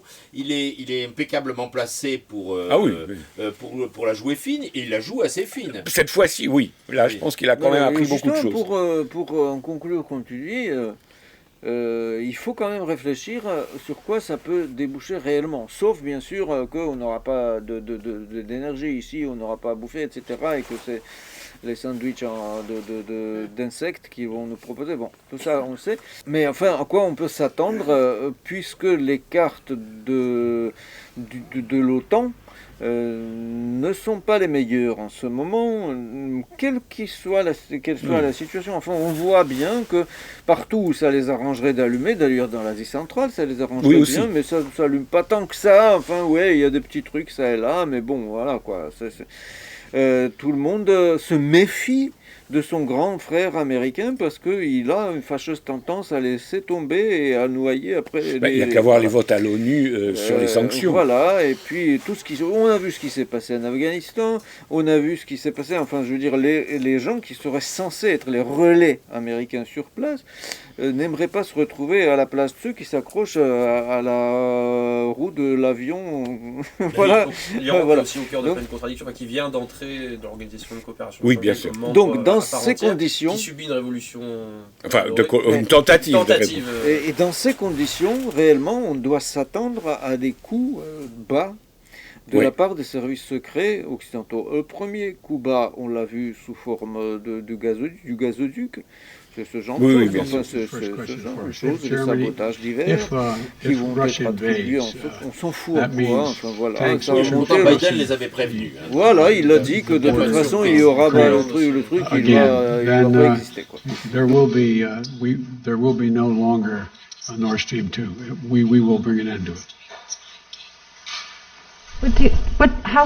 How will you do that exactly, since the project and control of the project is within Germany's control? We will, I promise you, we'll be able to do it. Donc ça c'est la plus petite chose bon, ça fait longtemps qu'on titillait la centrale nucléaire des Zaporogier. Oui, c'est ça. Donc c'était pas pour rien, c'est ça un sert entraînement. C'est un entraînement. Donc ça a servi à habituer l'opinion publique. On peut parler Que les de la Russes se catastrophe bombardent nucléaire. eux-mêmes. Que Parce les que Russes se finalement, c'est ça, bombardent eux-mêmes, voilà. bien Oui, mais sûr, la- mais qui sont capables d'utiliser de l'arme À propos de nucléaire. Zaporozhye, excuse-moi, il y a un truc qui est rarement abordé. Zaporozhye, c'est donc, on rappelle que c'est la plus grosse centrale nucléaire d'Europe. Mais c'était surtout une des principaux producteurs d'énergie de l'Ukraine. Oui. L'énergie toujours à l'Ukraine. Voilà. Alors donc, et qui maintenant a coupé l'énergie avant tout et surtout aux Ukrainiens. Oui. Tout à fait, Oui, parce c'est ça. que, parce Et que avant, c'est Donc, une non, vérité j'évoque ça oblige, parce que quand même, ça donne une idée de l'absurdité pour les Ukrainiens Total, eux-mêmes total. de la politique que leur impose l'OTAN Oui, et les bien sûr. Américains. Donc Et la parmi CIA. les coups bas, il ne faut pas C'est-à-dire, exclure une provocation Il y a un côté suicidaire. qui serait nucléaire. Il y a un côté peut-être inquiétant, c'est justement que les États-Unis commencent à parler de frappe nucléaire Ah russe, bah, comme ils ont parlé d'attaque de là, l'Ukraine ils par la chauffent, Russie, là, pas ils ouvrent les prévu. fenêtres d'Overton à fond. Là, Oui, parce que et tout le monde- en fait, par projection, ce qu'ils annoncent, généralement, c'est eux qui le font, ou qui le Oui. provoquent, du moins. Et donc, quand ils disent ça, c'est peut-être qu'ils sont prêts à la prochaine escalade. Alors, comme la ils l'ont fait plus un certain nombre grosse de fois. aubaine qui serait évidemment pour l'OTAN maintenant, c'est que si la Russie, s'il pouvait persuader le monde que la Russie a utilisé une arme nucléaire, quelle que soit sa taille, la plus petite, la plus minuscule. Donc, si ça pouvait marcher en réalité ou dans les fantasmes européens, peu importe comment ça va être orchestré, alors c'est l'aubaine. Parce que comme ça, on peut définitivement condamner la Russie Oui. Oui. jusqu'à la fin des temps. Est-ce que c'est pour ça que certains porte-parole du Kremlin leur ont précisé que si il y avait Oui. une attaque nucléaire, qu'elle soit préventive ou réactive russe, contrairement à ce que beaucoup de gens imaginent, à commencer par les Américains, elle ne serait pas ciblée sur l'Ukraine, mais, Mais sur les centres- États-Unis. Sur les États-Unis. Sur les c'est ça. États-Unis. C'est ça. Et aujourd'hui, même ça a été Poutine clarifié, ça. a fait le malin à un moment donné à dire qui ont bombardé Hiroshima et Nagasaki. Et d'ailleurs, c'est eux qui ont créé le précédent. Ils ont créé un précédent. C'est les premiers. Et les derniers pour le moment, Le oui. dernier jusqu'à ce jour. Ouais. Bah oui. Donc, je pense que pas que ces choses-là se disent pour rien. Donc, évidemment que ces scénarios sont travaillés, en tout cas dans les QG, dans les centres de prise de décision, etc. Donc cette chose-là, il ne faut pas l'exclure et ça va pas être la joie ça va être voilà, ça va être la joie seulement pour les fous de la guerre, pour des néocons, je sais pas qui, enfin voilà, tous ceux qui voilà. Je repense à un autre exemple de la projection des Américains, c'est le Spiegel qui a craché le morceau, qui a dit, peut-être un mois avant, la CIA avait prévenu les Allemands que les Russes se préparaient à détruire Nord Stream. Donc typiquement aussi ce genre de projection. Enfin, les Allemands, je pense, ne se sont classique. pas laissés tellement impressionnés. Ah Parce oui, qu'ils ils sont bien placés pour savoir que, d'ailleurs, puisqu'ils l'ont fait, que les Russes, il leur suffit de couper le robinet en leur disant, par exemple, qu'il y a une turbine qui marche pas, ce qui était vrai, Qui était d'ailleurs, vrai, oui, qui était en panne ou des choses comme ça, et on coupe, Ça et puis c'est suffit. tout. Et donc, Oui, mais la prophétie s'est réalisée, Oui. et les Américains l'avaient Bien annoncé, sûr. mais là, pour quand même contrebalancer ça, il est notoire, même si évidemment on ne connaît pas le contenu de ces négociations, que ça négocie à fond de tous les côtés, y compris entre les Russes et les Ukrainiens, les Russes et les Américains. Il y a toutes sortes, les Turcs et compagnie. par les Saoudiens aussi. Les Saoudiens, tout le monde est en train de négocier Même derrière, le Qatar, même- parce que, ils sont en train de s'apercevoir, entre autres choses, que les Russes, évidemment, ne reculeront pas. Évidemment. On nous explique Évidemment que que c'est c'est une fuite en avant des Russes, alors qu'ils ne font que faire ce qu'ils ont annoncé qu'ils feraient si on les contraignait à le faire C'est-à-dire que déjà depuis des le- années. Mais tout le monde commence à se rendre compte que là, ça ne rigole plus. Comme dirait Voilà. Poutine, on C'est n'a ça. pas encore commencé, mais là, on C'est va ça. peut-être commencer. C'est-à-dire, il y a Donc une- ça négocie quand même. Il y a une, disons, porte qui s'est refermée pour de bon, c'était celle de la possible, disons, du possible non-alignement de la population russe, etc., du manque des forces Mais du ça, côté de la ça Russie. n'a pas marché. Ça n'a pas marché. Voilà. Donc, initialement, ce qui n'a pas marché, c'est l'adhésion massive à la Russie de la population et de l'armée ukrainienne. C'était un petit peu ça sur quoi certains en Russie fantasmaient, espéraient, et même le QG. Enfin, il y avait même l'adresse de Poutine à la population ukrainienne au moment du lancement de l'opération. Ça le prouve parce qu'il a dit explicitement maintenant, voilà, on a peut-être des trucs à se dire, vas-y, il y a des nazis qui vous ont envahi et puis nous... C'est droguer ces nazis Voilà, et c'est parlons droguer, c'est sérieusement. nazis, voilà. Et c'est ça. Non, ça n'a pas marché par des mécanismes qui sont extrêmement intéressants, mais maintenant on va pas les... Y compris, donc c'est des mécanismes de la propagande. Donc voilà. ça, c'est une chose. Et dans le même genre, il y avait donc l'espérance que maintenant, voilà, la Russie va faire le coup de pacifisme et que maintenant, jusqu'à présent, il n'y avait que il n'y avait pas de conscrits, il n'y avait pas de personnes qui, pour ainsi dire, n'étaient pas les professionnels de la guerre sur le front du côté de la Russie. Et donc que la mobilisation n'allait pas réussir parce que la Russie allait se révolter. C'est fini. Oui, Ça y est. Donc ceux qui avaient l'espoir je sais pas, que la débâcle russe allait se jouer sur ce champ-là. Il leur reste l'espoir souvent évoqué par la presse française du genre BFM et autres que on allait assassiner Poutine. Mais ça, je pense que ça date pas dire ça. Pour laquelle que les siens, consensus de toute une partie de la classe. Mais c'est là aussi où française. on se rend, parce qu'on a tellement poutinisé le pouvoir russe qu'on rend pas s'imagine compte que Poutine appuie sur tous Poutine est les nombreux. boutons et que voilà. Le problème, c'est qu'on ne comprend pas qu'en Russie c'est une équipe et que même si Poutine était assassiné, de toute façon, ça changerait pas grand, enfin ça changerait quelque chose. Mais il y a quand même une équipe. Enfin, il n'y aurait pas un vide de pouvoir. Quoi. Je vais d'ailleurs remasteriser, remettre en ligne la rencontre qu'on a eue il y a pas mal d'années maintenant, où avec Célestin et pas mal d'autres camarades russes, où on avait expliqué déjà à l'époque, ce qu'ils n'ont toujours pas compris de ce côté-ci, c'est que les Russes savaient, et la grande majorité de la population russe sait que les Américains veulent les détruire. Maintenant il y a pas. En tant que pays.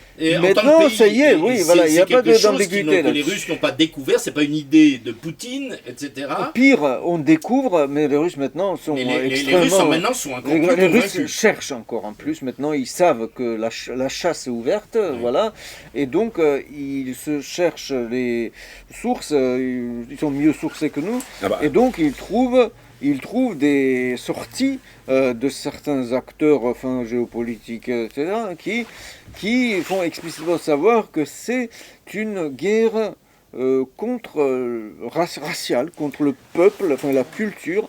Enfin, je dis pas oui ou non maintenant, mais je veux dire, vous allez voir ça sur des sources russes, comme quoi un tel américain ou un tel polonais a dit que maintenant c'est pas la question d'éliminer même pas Poutine, ou je sais pas quel parti à l'intérieur, ou même pas démembrer, oui, bien sûr que ça va passer par le bas démembrement, mais dans le but d'éliminer de la surface de la terre la culture, l'identité, cette identité. Mais donc ça on interdit Tchaïkovski, Tolstoï dans des universités américaines, etc. Voilà. Donc canceliser, c'est une introduction. Ils ont des arguments pour justifier. Alors y après, la cinquième colonne qui émigre, on dit non, restez là-bas, opposez-vous à Poutine, on veut pas de vous ici non plus. C'est ça. Et donc ça joue évidemment pour la Russie, c'est très bien ça. Enfin, je veux dire, mais c'était préparé parce que moi je sais que le lendemain du lancement de l'opération, donc le 25 février, je reçois donc ça le 25 de la part d'un collègue polonais pro-ukrainien. Qui me dit mes collègues ukrainiens me disent que c'est pas une guerre contre Poutine, c'est une guerre contre la Russie parce que tout le peuple russe est coupable de cette agression. C'est ça. Ça c'était le 25 février. Donc ça veut dire que c'était bien. Si le 25 on disait ça, c'est qu'on les avait déjà préparés. Et pour comprendre la consolidation de la Russie face à cela, il faut ajouter que la Russie a été chargée d'une lourde culpabilité, pseudo-culpabilité soviétique, anti-soviétique dans les années 90. Donc le complexe d'humiliation de la Russie qui fait le brio de sa rédemption, si l'on veut, c'est pas un phénix qui, qui sans raison ressuscite. La raison, c'est que ils ont été prié de s'excuser devant le monde entier pour avoir été communiste, pour avoir été soviétique, pour avoir eu... Pour avoir vaincu l'Allemagne. Pour avoir vaincu l'Allemagne, pour avoir massacré 100 000 Russes alors qu'ils étaient 150 000, enfin je sais pas, voilà.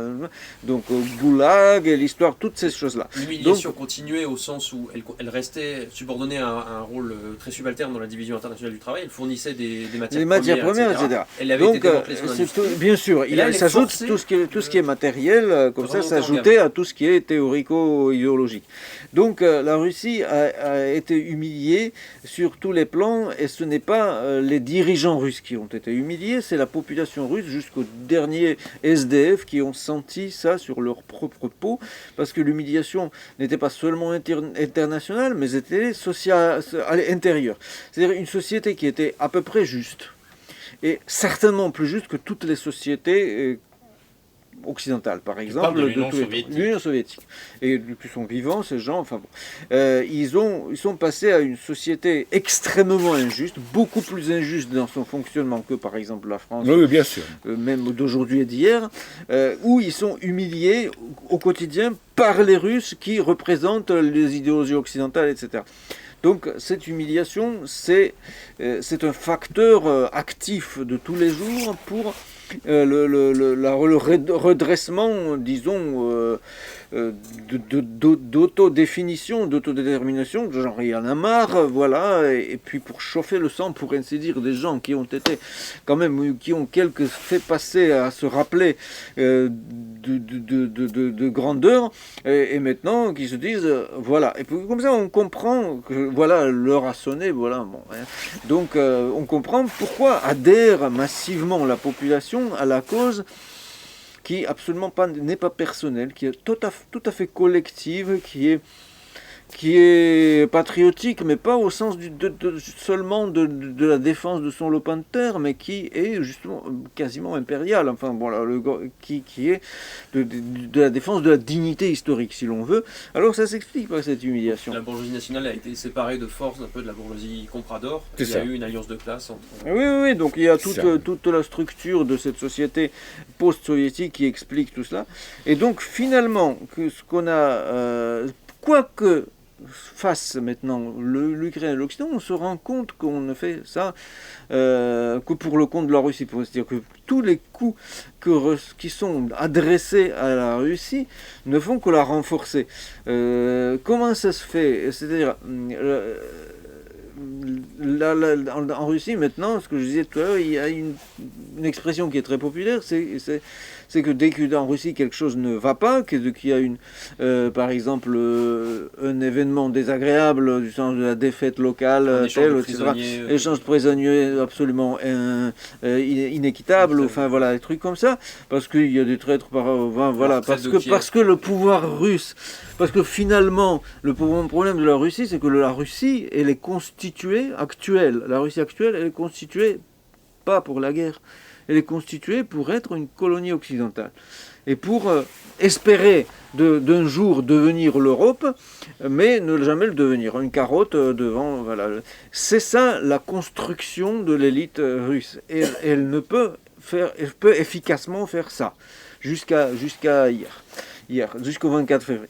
Donc après, tout cela est chargé des milliers de fonctionnaires qui ne comprennent pas, par exemple, comment vivre dans ces nouvelles conditions. Mais bien sûr, il y a des dysfonctionnements de toutes sortes. Et dès qu'il y a ces dysfonctionnements, ça amène à la sanation, enfin, pour ainsi dire, du pays, parce que ces éléments-là révèlent leur inutilité, impuissance et leur finalement nuisibilité sont dégagés. Donc les Russes disent à ce sujet, chez nous, le réel est rationnel. Voilà, et les Russes disent l'ennemi ne nous trahira pas dès qu'il y a une faiblesse du côté russe. Et puis les Russes ont des doutes sur leur capacité pour s'unir, pour se reconstituer les rangs ou reconstruire une hiérarchie quelque part.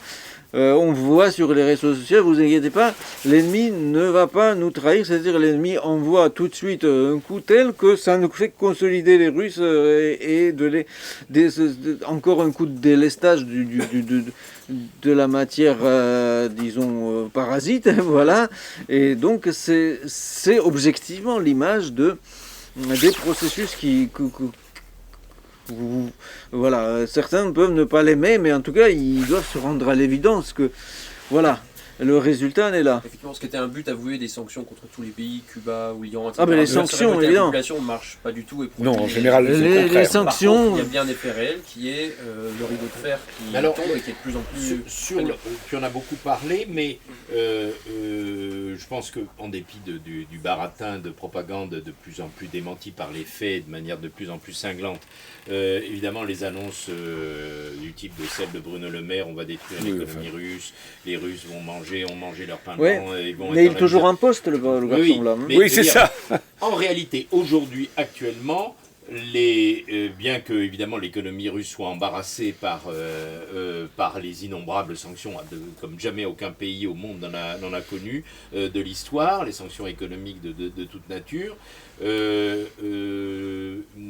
ne serait-ce que parce qu'ils ont quand même le soutien maintenant, tout le monde commence à le savoir, des 2/3 de l'humanité et des pays du monde, sinon le soutien du moins en tout cas, aucune hostilité Et donc pas de sanctions. et tous ces gens continuent d'essayer de vivre et de commercer à peu près normalement avec eux.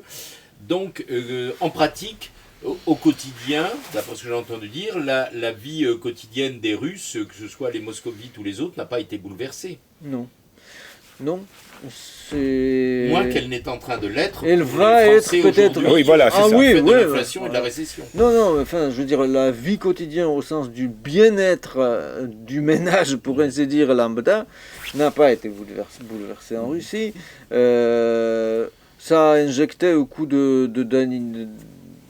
ça fait de l'animation, la guerre. Voilà. Je veux dire, le quotidien devient plus vif, plus tendu peut-être par moment, mais finalement plus pour la stimulant. société plutôt bénéfique. Oui. Voilà, je dirais, pour l'enthousiasme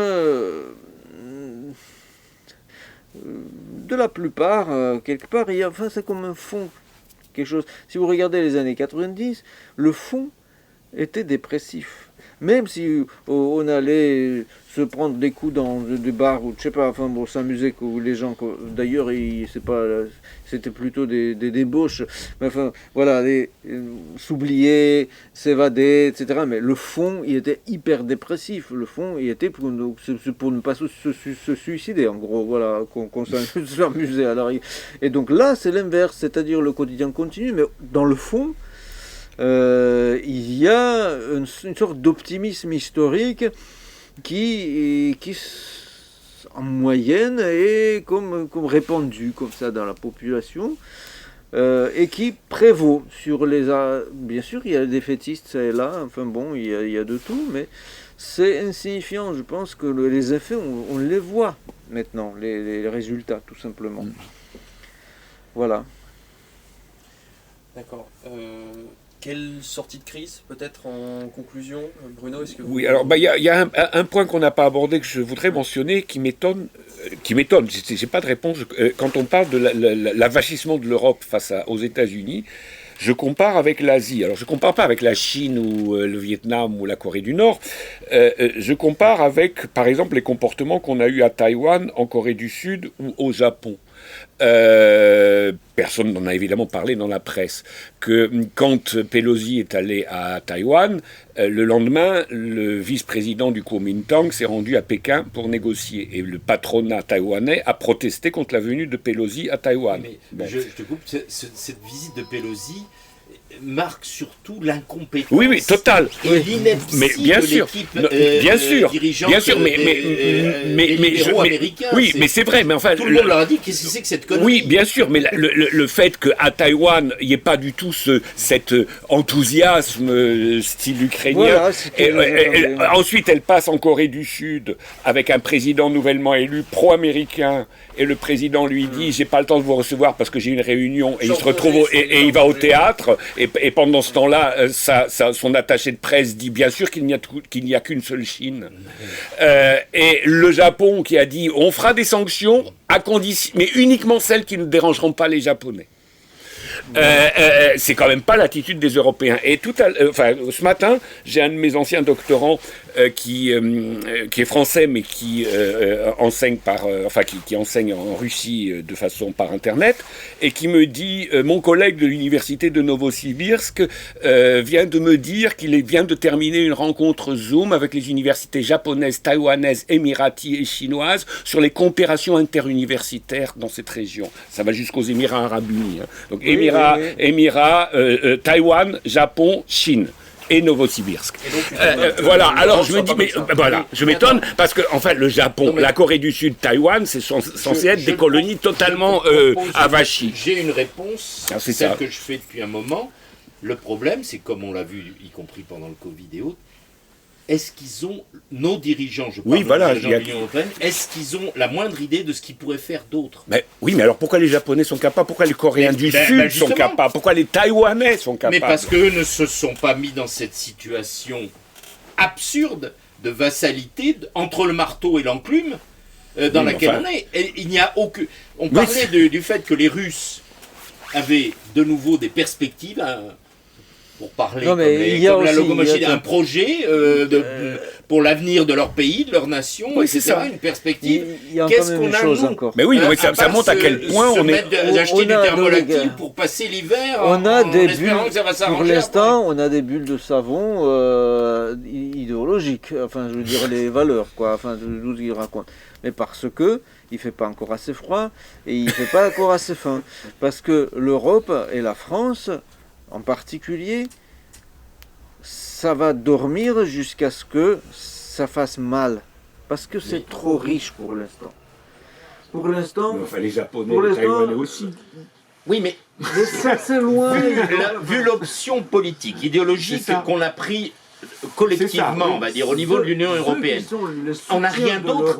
Non, mais attends, Célestin, qu'est-ce que tu peux imaginer je suis d'accord. Pour les nôtres, je comprends. Bien mais je comprends pas ce que je voudrais. Et les Allemands, c'est pareil. Mais pourquoi les sociétés asiatiques pro-occidentales sont moins bêtes? Mais c'est pas qu'ils sont moins bêtes, ils sont pas du tout dans la même situation que nous. La France n'est pas occupée militairement par les États-Unis, contrairement au Japon, par exemple. Voilà, pas tout à fait dans les mêmes situations. Donc a priori, ça devrait être au contraire. Bien sûr, mais je veux dire, là, si on parle du conflit actuel... Oui, je suis bien d'accord. Rappelons, on va pas le faire, il suffit de voir les vidéos qu'on avait déjà fait au début, en 2014. Regardez la vidéo que vous faites. C'est nous qui avons été poussés à la roue avec les Américains qui étaient derrière. C'est nous qui avons... Attends, juste un instant. C'est nous qui avons été poussés à cette situation. C'est nous qui avons poussé à cette situation. On en a rajouté successivement des couches, encore dernièrement, non, ça, c'est certain. Y compris l'accord de Minsk. Enfin, depuis le début, on a suivi le doigt sur la couture du pantalon les instructions via Bruxelles, mais qui venaient malgré tout de Washington, du Pentagone, etc., dans la perspective impérialiste américaine à laquelle on s'est complètement aliéné, c'est soi-disant nos valeurs. Et maintenant qu'on est en train d'en subir les conséquences, parce que nous, contrairement aux Japonais, etc., on est entre le marteau et l'enclume. On parlait du fait qu'on avait brûlé nos vaisseaux, en plus, on peut plus faire machine arrière. Ils ont au cas où on aurait l'idée de le faire, on nous a coupé le gaz. Là, on nous a coupé le sifflet. Vous pouvez plus que continuer vers le mur, là. Continuer de foncer vers ça. Je vous apprends rien en évoquant la nullité de nos dirigeants. Qui n'a d'égal que celle de l'ensemble des Occidentaux. Nullité fonctionnelle. Fonctionnelle. Donc qu'est-ce que tu veux qu'ils fassent? Non, je comprends. Mais il y a combien ils n'ont pas le choix. Célestin, peut-être. Ça fait combien de siècles que la France et le français lambda a le sentiment d'être le nombril de la civilisation? Ça, c'est vrai. Oui, ça c'est un élément. Ouais. Ça, c'est l'inertie de cela. Jusqu'à ce que ça va durer, jusqu'à ce que, la moitié des Français, qui sont plutôt la moitié élevée des autres Français, jusqu'à ce que leur intérêt matériel, qui consiste dans l'apéro et les vacances, d'accord, et rien d'autre. Et l'évasion, là, voilà, tout ce qui est, je sais pas, il y en a qui font de la yoga, et tout ça, c'est... Mais ça, le yoga, ça coûte pas cher. On voilà. peut Le le faire, développement personnel. on peut le Donc, faire avec le développement son... personnel. Vous imaginez que les Français partent en vacances quelque part, et partout, ils voient que les autres vont mieux. Et que eux, ils ne sont rien. Et qu'ils ne sont que l'ombre d'eux-mêmes, qui sont même... c'était ça un petit peu, vous savez. Enfin, c'est des détails, mais... j'étais en France il y a longtemps, en 1991. Et donc quelqu'un me rappelait à cette époque, enfin me racontait de cette époque, qu'il y avait un petit groupe d'Europe de l'Est, encore au temps soviétique, c'est-à-dire peut-être en 87, qui débarquaient en France, dans le cadre d'un échange, des trucs comme ça qui commençaient.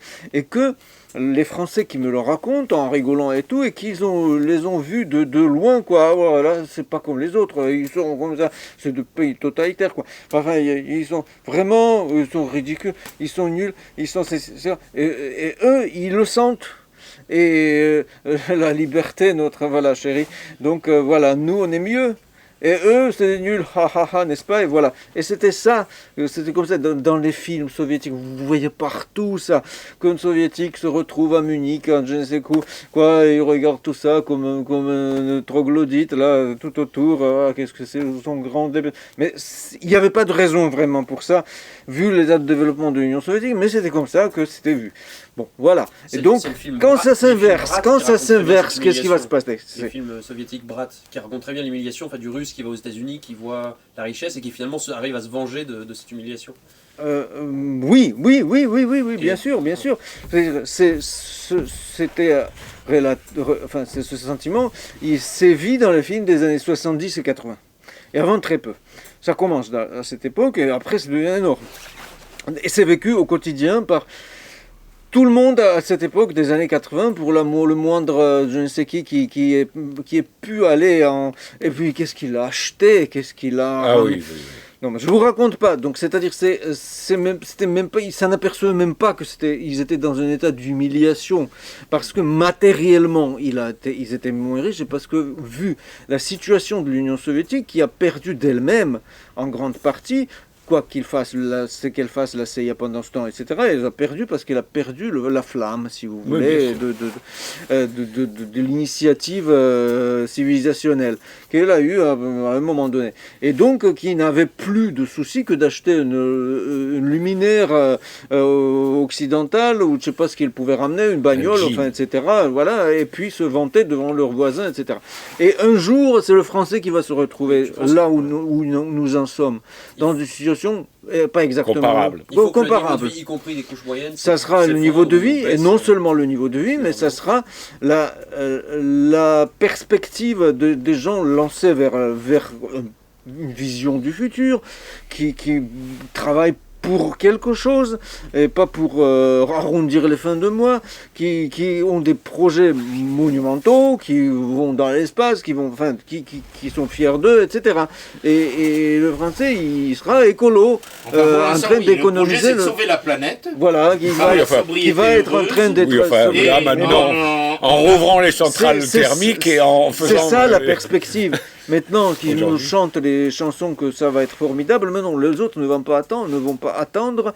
Les Chinois vont aller vers, Mars, Lune ou je ne sais où, et c'est pas pour planter des je sais pas quoi, les drapeaux là-bas, mais c'est juste pour finalement pour se lancer vers l'inconnu, pour accomplir certaines missions humaines qui ont été oubliées en France. Oubliées parce que la France était de fait, qu'elle soit bourgeoise ou je ne sais quoi, mais elle était tout de même, elle marchait, elle roulait là-dessus, sur la curiosité humaine, sur la découverte, sur cela. Il y en avait qui parasitaient tout cela dessus, les financiers, les machins, mais le moteur, il était où là? Qu'est-ce qui brûlait là? L'essence du truc, c'était quoi? C'était ça.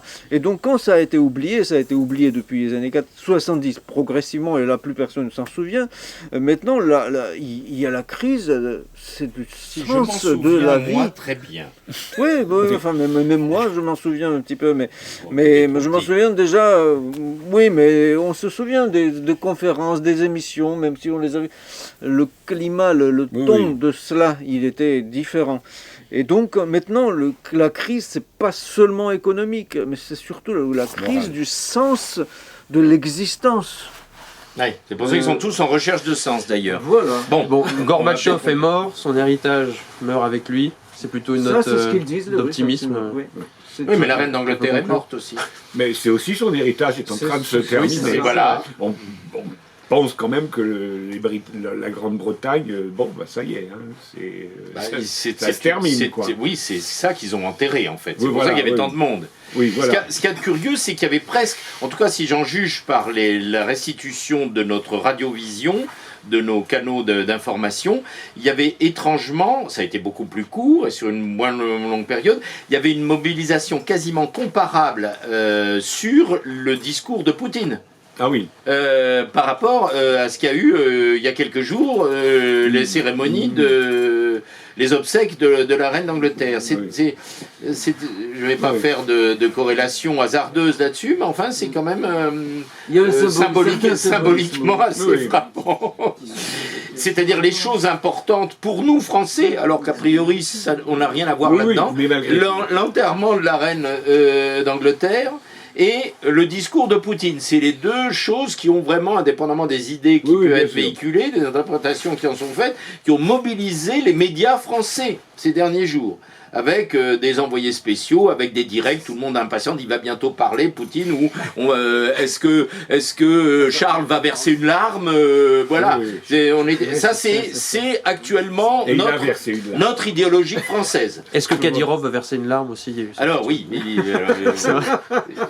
entre parenthèses quand même, enfin, on a dit qu'on allait conclure, là, un des trucs qu'ils ont beaucoup de mal à comprendre, c'est quand ils voient des Tchétchènes avec la faucille et le marteau, tendant le drapeau de l'armée rouge, et vive Poutine, Allahu Akbar. Ahmad Silla. Alors on nous avait dit que les Tchétchènes... Alors là, ils n'y comprennent plus rien, nos journalistes. Heureusement, ils ont des experts qui vont leur expliquer tout ça. Non, mais c'est un régime totalitaire, Kadyrov, ça explique. Voilà, alors donc...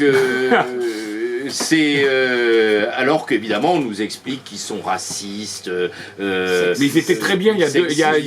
Quand c'était Doudaïev, là ils étaient très bien. Eux, apparemment, ils n'ont aucun problème. Là ils étaient parfaits. Ils ont aucun problème. Poutine et comme les Russes d'ailleurs, et on avait fait même des rencontres là-dessus avec Célestin. Ça fait quand même longtemps qu'ils cohabitent avec toutes sortes de gens. Oui, les Tatars, les musulmans, les Ouïghours. Non, enfin pas les Ouïghours, mais l'équivalent, les Yakoutes, etc. Et que ils parlent tous russe, ils ont des noms russifiés. Et quand il n'y a pas besoin de les pousser tellement dans le retranchement pour dire oui, on est russe et ça se passe bien. Il l'avait déjà trouvé en 41, 42, 43. Il n'y avait pas que des Russes sur le front soviétique. Voilà, et donc là, et qu'est-ce qu'ils retrouvent comme valeur à eux, qui ne sont pas les nôtres, enfin les nôtres, ce sont les nôtres à nous qui sommes ici ce soir, mais apparemment d'après Macron et la plus grosse partie de notre appareil intellectuel, idéologique et politique, nous aurions des valeurs inverses à celles-là. Oui, d'ailleurs, j'aimerais savoir lesquelles au juste. Il y en a une liste. Non, justement, jamais. Ça jamais on parle de valeurs européennes, de valeurs démocratiques, mais jamais si spécifiques qu'elles sont concrètement là, sur le papier. Nous nous retrouvons très bien dans les valeurs qui s'expriment contre nous. Moi, je ne connais que les valeurs cotées en bourse. Ça, je les connais, celles-là, mais les autres... Alors oui, ça c'est la valeur. Parce que tu sais, c'était... je couperai au besoin. On avait une discussion lors de la rencontre avec Badiou sur Nietzsche. Et je lui avais fait ce résumé parce que Badiou disait lui-même, oui, Nietzsche c'est le philosophe des valeurs. En quoi il est typiquement un philosophe occidental, proto-nazi, foncièrement antisémite, raciste, xénophobe, comme tous les spécialistes de Nietzsche le savent très bien. Mais je lui dis, c'est la grosse différence avec Marx, par exemple, qui lui est le philosophe et l'économiste concret et pratique de la valeur, qui est quand même ce qui compte principalement pour le capitalisme, dont nous savons tous que l'impérialisme est le stade suprême. Je vous propose maintenant de conclure, à moins que tu aies autre chose... Non ? Je pense qu'on peut conclure. Je pense que la conclusion, c'est l'économie qui va C'est l'économie qui, dans les mois qui viennent, Le vont clarifier réel les va être choses. rationnel, va finir par être rationnel. S'impose. Hein. Là, je mettrais- Alors, si on n'a pas une guerre nucléaire, parce que c'est évidemment toujours une possibilité, mais si on n'a pas une guerre nucléaire, c'est l'économie qui donnera la réponse. C'est-à-dire l'effondrement de l'économie de certains pays, et je pense en particulier à l'Ukraine, mais pas uniquement, va clarifier les choses. Le rapport de force sera Comme on forcément dit chez clarifié. nous, les forces productives. Ah ben évidemment, oui, ben c'est ça, on revient à ça. Et d'ailleurs, cette guerre, on ne l'a peut-être pas mentionné, mais on l'avait mentionné précédemment, un des aspects quand même centraux de cette guerre, c'est que c'est une guerre sur la dédollarisation, fondamentalement. Et ça passe ou ça casse. Et visiblement, la majorité des pays à l'ONU, la grande majorité des pays à l'ONU qui ont refusé les sanctions anti-russes, c'est parce qu'elles attendent cette dédollarisation. Avec cette période transitoire un peu Voilà. paradoxale où le dollar monte en valeur et toutes les voilà. monnaies des Attends, économies subalternes Non, descendent. toutes les monnaies qui sont destinées à leurs nations, à leurs nationaux, d'acheter du dollar. Exactement, oui, C'est oui, ça. tout à fait. Notamment l'euro. L'euro, Ou la Oui, livre bah, sterling. évidemment. on fera peut-être un truc là-dessus. Il faut expliquer aux gens que l'euro est quasi indexé sur le dollar, avec un cours à peu près stable jusqu'ici. Mais à quoi sert l'euro? Qu'est-ce qui fait sa valeur? C'est qu'il permet d'acheter du dollar, Mais c'est ça. justement. Relativement facilement. La vraie raison. la raison vraie, d'être. comment dirais-je, ressource naturelle fondamentale des échanges, ça reste le dollar, Oui. plus que jamais. Donc le dollar, effectivement, ou plus exactement l'euro et quelques autres monnaies, mais surtout l'euro, principalement l'euro d'ailleurs, et presque essentiellement a chuté quand même de 12%, ce qui est, Oui, pas rien. compte tenu de l'importance d'avoir un taux à peu près stable, c'est très embêtant pour oui. ceux qui produisent de l'euro, c'est-à-dire nous, et qui leur sert à acheter des dollars entre autres, mais pas du tout par rapport au rouble par exemple, ni Oui. par rapport Oui, voilà, au yuan. au yuan, etc. Peut-être qu'on peut finir par citer Poutine qui dit on ne peut pas se nourrir avec du papier, avec de l'euro et des dollars. Voilà. Et je mettrai Oui. sur la vidéo, je mettrai une autre petite citation de Marx qui illustre parfaitement ce que raconte Poutine. Merci, bravo. Et maintenant...